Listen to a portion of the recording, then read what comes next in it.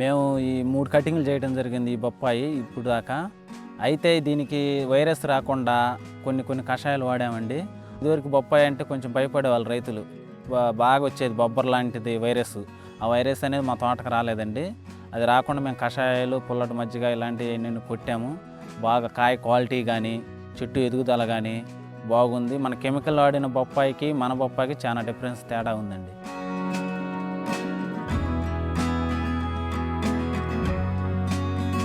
ప్రకృతి ఫలాలు రుచి చూసిన వారికే వాటి విలువ తెలుస్తుంది. నామమాత్రపు పెట్టుబడితో కాస్త శ్రమ చేసి ఈ పద్ధతిని అనుసరిస్తే కష్టానికి తగ్గ ప్రతిఫలం లభిస్తుంది.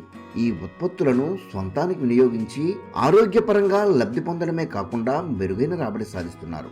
ఇదే కోవకు చెందిన రైతు వెంకటరామయ్య 3 ఏళ్లుగా ఈ పద్ధతిలో పలు పంటలు సాగు చేస్తూ అదనపు ప్రయోజనాలు పొందుతున్నారు. రైతు వెంకటరామయ్య 3 ఎకరాల్లో బొప్పాయితో పాటు అంతర పంటగా మునగ సాగు చేస్తున్నారు. అందరికీ నమస్కారం. నా పేరు వెంకటరామయ్య. మాది ఓబులేశనపల్లి గ్రామం, తుర్గి మండలం, పల్నాడు జిల్లా. మా నాన్న మా అమ్మ వ్యవసాయం చేస్తారు. మాకు 3 ఎకరాల పొలం ఉంది. మేము ఇదివరకు కెమికల్ వ్యవసాయం చేసామండి. ఆ కెమికల్ వ్యవసాయం చేయటం వల్ల భూమి నిస్సారమైపోవటం, సౌడు బారిపోవటం, పంటలు సమంగా పండకపోవటం అలా జరుగుతుంది. అందుకని ఈ ప్రకృతి వ్యవసాయం చేయటం వల్ల ఆదాయం పెరుగుతుంది, పెట్టుబడులు తగ్గుతాయి. కాబట్టి ఈ ప్రకృతి వ్యవసాయం చేయడానికి ముందుకు వచ్చాం.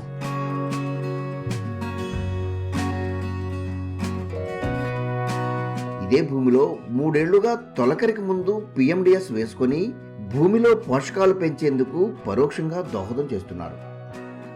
3 సంవత్సరాలు మేము ఈ ప్రకృతి వ్యవసాయం చేయబట్టి, ఫస్ట్ సంవత్సరం నేను ఏ గ్రేడ్ వేసాను కందిలో. 2వ సంవత్సరం వచ్చేసి ATM ఒక పక్క ఏ గ్రేడ్ వేసుకున్నాము కంది. ఇప్పుడు 3వ సంవత్సరం వచ్చేలాగా బొప్పాయి వేసాను ప్రధాన పంట. అంతర పంటకు మునగ కూడా వేసాను.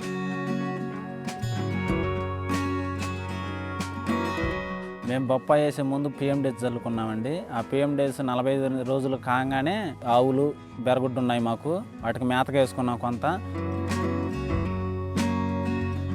ఆ టైం బొప్పాయి వేసే టైరానికి దిక్కులో కళాయి దున్నేసుకొని బొప్పాయి వేసుకున్నాం. దీనిలో భాగంగా గత ఏడాది ఆగస్టులో బొప్పాయి సాగు చేశారు. దీనిలో అంతర పంటగా మునగను నాటుకున్నారు. ఈ పంటలో 15 రోజులకు ఒకసారి ద్రవజీవామృతం పారిస్తున్నారు.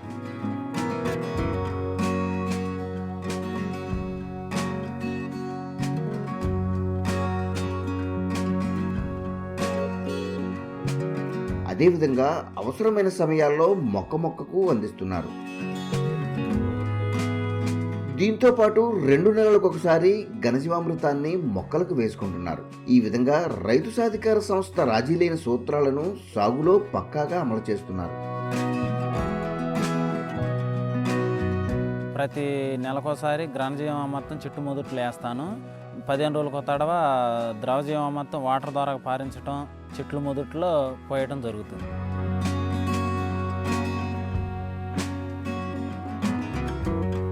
ప్రతి 15 రోజులకు తడవ పేడ, ఇంగువ, ద్రావణం పిచికారీ చేసేవాడిని.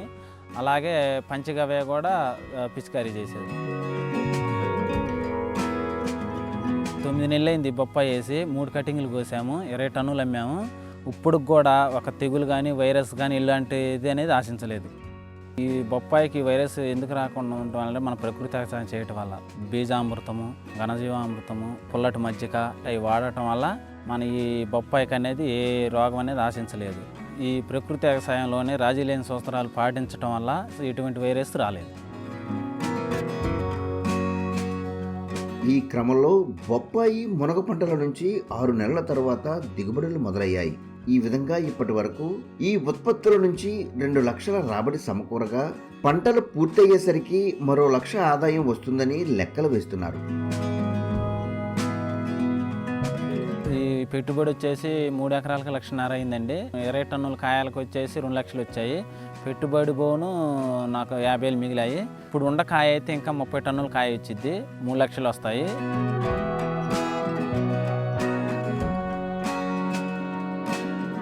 ప్రకృతి వ్యవసాయ పద్ధతులు పాటించడం వల్ల ఇంకా పూత పింద వస్తుంది. ఇప్పుడు మునగేసాం కదా, మునక్కు వచ్చేసి 200 మొక్కలు వేసానండి నా 3 ఎకరాల చేలో. అయితే ఇప్పుడు మునగ ఆదాయం వచ్చేసి ఇప్పుడు వరకు 40,000 వచ్చింది. నాతో పాటు కొంతమంది రైతులు వేసారండి, వాళ్ళు కెమికల్ రైతులు. ఆ కెమికల్ వాడటం వల్ల వైరస్ వచ్చేసి లేత ప్రాయంలోని మొక్కలన్నీ పీకేసుకున్నారు. ఇంకా కొంతమంది రైతులు ఉన్నారు కానీ మా అంత దిగుబడి రాలేదు.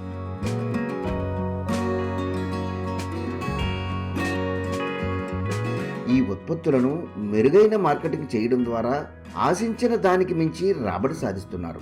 ఈ విధంగా పలు పంటలు సాగు చేస్తున్న రైతు వెంకట్రామయ్య తక్కువ పెట్టుబడితో మెరుగైన ఫలితం సాధిస్తున్నారు.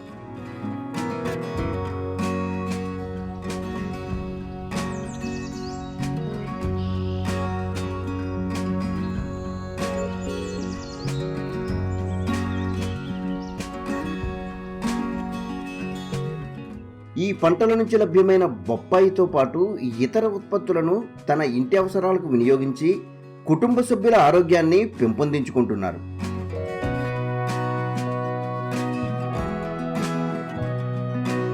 బొప్పాయి వేసే రైతులందరికీ నేను కోరుకునేది ఏంటంటే ప్రకృతి వ్యవసాయంలో PMDS, రాజీలేని సూత్రాలు, ఘనజీవామృతం, బీజామృతం, ద్రవజీవామృతం ఇలాంటివన్నీ చేసుకొని తక్కువ పెట్టుబడితో ఎక్కువ ఆదాయం తీసుకోవాలని కోరుకుంటున్నాను.